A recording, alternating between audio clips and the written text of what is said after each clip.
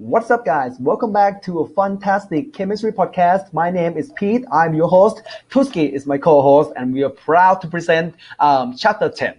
All right. Before we going anywhere further, let's talk about our sponsor for this podcast. So this episode is sponsored by M&M.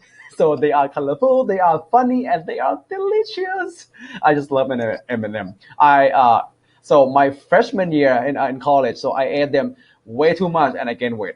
So you probably heard about freshman 15. So I had freshman 30. but it's just not M&M pie. Pecan pie is like one of the big thing and M&M so together. Anyway, so if you have watched Schitt's Creek, you might recognize David Levy. So he's one of the great actor. So pretty cool. And the company, the M&M company, are rich.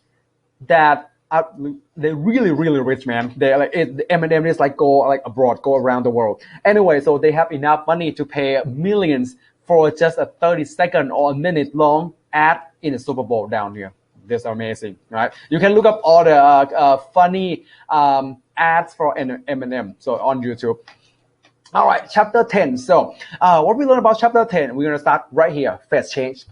Go back into chapter 1. So we have talked about phase change before, all right? But this time we're going to take a step further. We're going to look at these substances, in this case water, in the molecular level.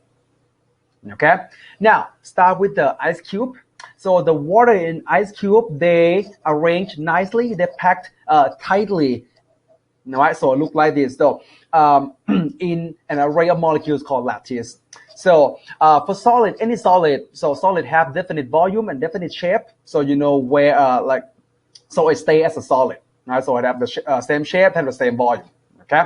Now, if you add energy into it, this energy will start to destroy the lattice energy right here. This interaction right here. So when water loses the lattice energy, they start to crumble and falling down to the ground, but still have some interaction left, right? In this form, we call liquid, right? Liquid has lost its shape, so it assumes shape of the container, but still have the definite volume. Okay. Now, if you keep adding an energy into it, this new energy will destroy whatever the interaction that they have left. Once the water molecule has no interaction from one another, what's going to happen to it? They start to fly away. Oh, hold on.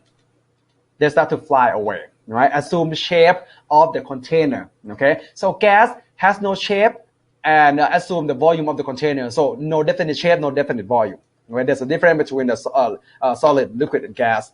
And different type of material, different type of matter or particle, they have different strength of the interactions. So, for example, you know it requires a certain degree of energy to melt solid water to liquid water, and some energy to vaporize liquid water to gas water. All right, but you know that gold, to melt gold, it takes much more energy, a lot more. Right?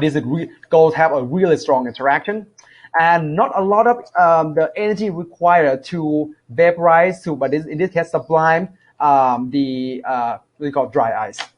Okay, how do you know? Like, how do you know though if the interaction between particles of a substance is strong or weak? Well, we look at their boiling points or melting points. We compare. Okay, all right. Talk about this on the